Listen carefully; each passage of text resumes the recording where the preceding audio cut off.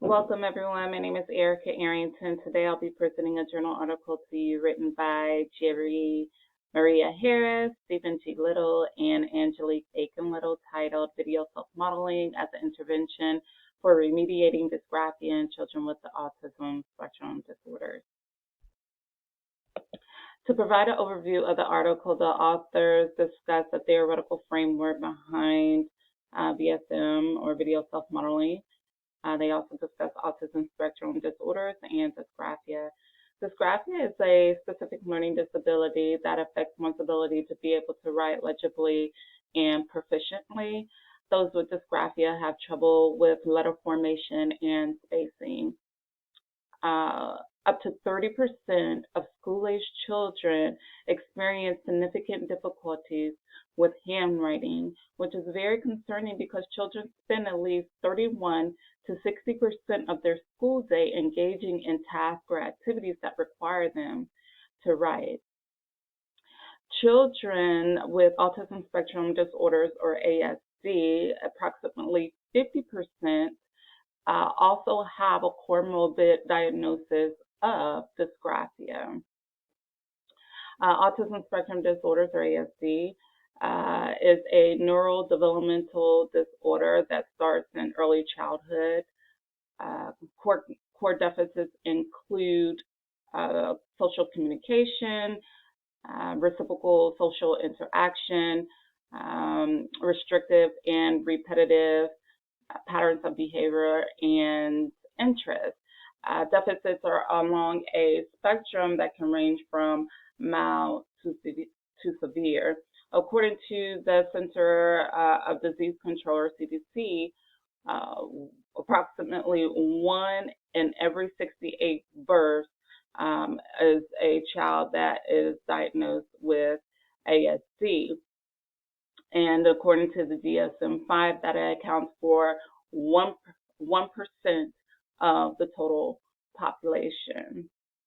Video self-modeling is a behavior intervention modality that has been scientifically proven to help individuals with and without ASD to improve various skills. Those skills can range from social skills, social and communication skills, daily living skills such as brushing their teeth, and as well as community skills such as going to the grocery store and buying groceries.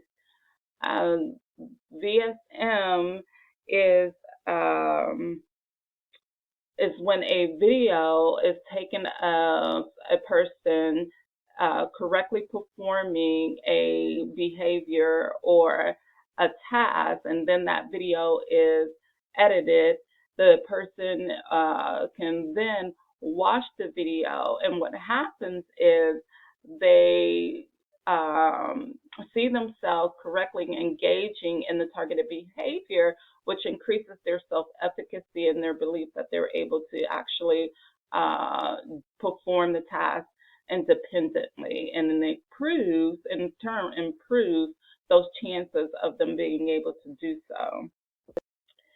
The theoretical framework of video self-modeling is based off of Bandura's social learning theory, which relates to the concept of observational learning. Much of human learning is advanced through the observation of others. But in order to do so, it is said that you must be able to, number one, attend to the stimuli to be able to receive the information. Number two, you must be able to retain that information and be able to store it into memory. And number three, you must be able to copy or mimic or imitate the behavior as it is done, and also be able to be reinforced through the imitation of that behavior, which is typically reinforced through self-efficacy, the belief that you're able to complete that task independently. Given this information, researchers conducted a study to examine the implementation of VSM intervention to treat dysgraphia in children with ASD, as well as determine its social validity. The study took place in Houston, Texas, at a day center that provided ABA services, or applied behavior analysis services, to individuals with developmental disabilities. 3 participants were chosen, all between the ages of 7 and 9. 2 were Caucasian boys, and 1 was an African American girl. They were required to be able to attend, once again, to the video. They were required to have verbal communication skills, required to be able to recognize themselves in the video, be able to imitate the behavior, and demonstrate significant difficulty with handwriting. The videos were recorded using a Samsung Galaxy S6 smartphone, and editing was done using Windows Movie Maker. The Woodcock-Johnson test of achievement writing sample was taken that included 3 items that the students had to be able to do. The first was to be able to write their name as instructed. The second was to write the word cat, and the third was to write the word apple. Each child was recorded separately, and data was collected during the baseline and treatment phases. Now, baseline data differed for all 3 participants. However, during the treatment phase, it lasted one session was completed per day for 5 days. Maintenance data was also collected 4 weeks at the end of the treatment phase. There were several measures taken to record and collect data. The first was the observer scored each participant's handwriting using a handwriting legibility scale, also a handwriting proficiency screening questionnaire, and handwriting proficiency screening questionnaire for children was used before and after the intervention. In addition, to measure the social validity of the study, a behavior intervention rating scale and the children's intervention rating profile was completed by the behavior interventionist that administered the VSM treatment. Overall, the results indicated that VSM was an effective treatment for each participant within the study and was determined as socially valid. The article provides information in regards to each participant's improvement, allowing you to see exactly how much of an improvement they made in what specific area. Based on previous research, the authors perceive VSM to be an effective intervention for children with ASD to treat dysgraphia, and this is in regards to, like I said, research collected in the past. This study was actually the first done to examine the effects of VSM on dysgraphia in children with autism spectrum disorders. VSM, they also believe that VSM may also increase attention to learning, as well as improve learner self-efficacy, which is evident in the results provided once children begin to see that they were able to complete the task and they were viewing themselves, that increases their self-efficacy and belief that they're able to do so independently.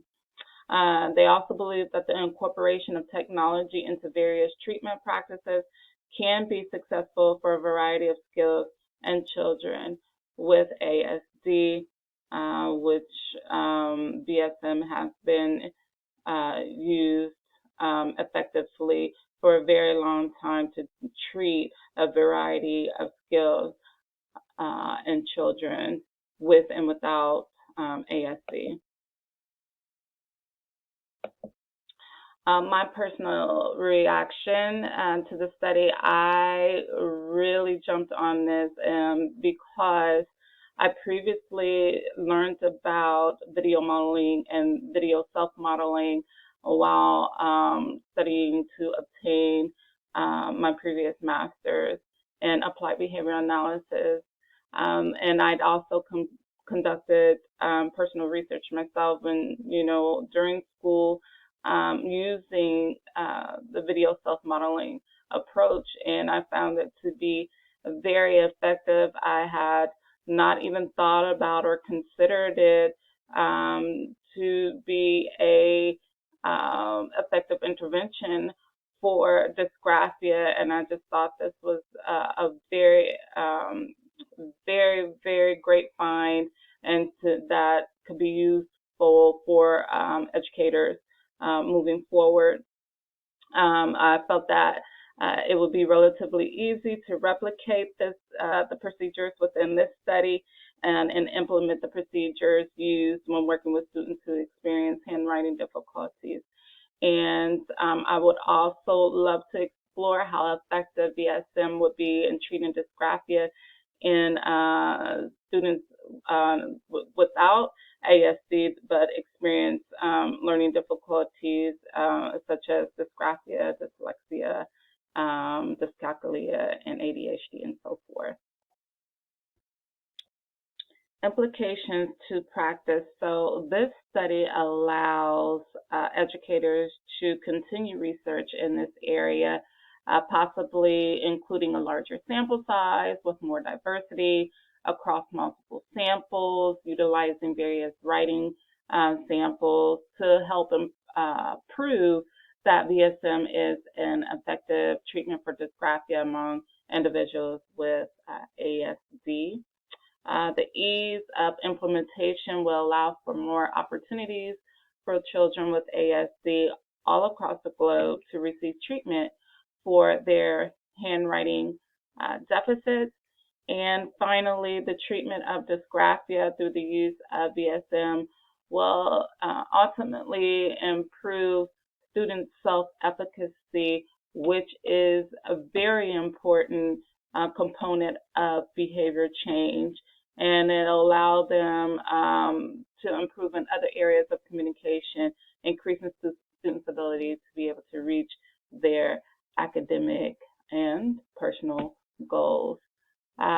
Thank you for joining me today. I appreciate it, and take care.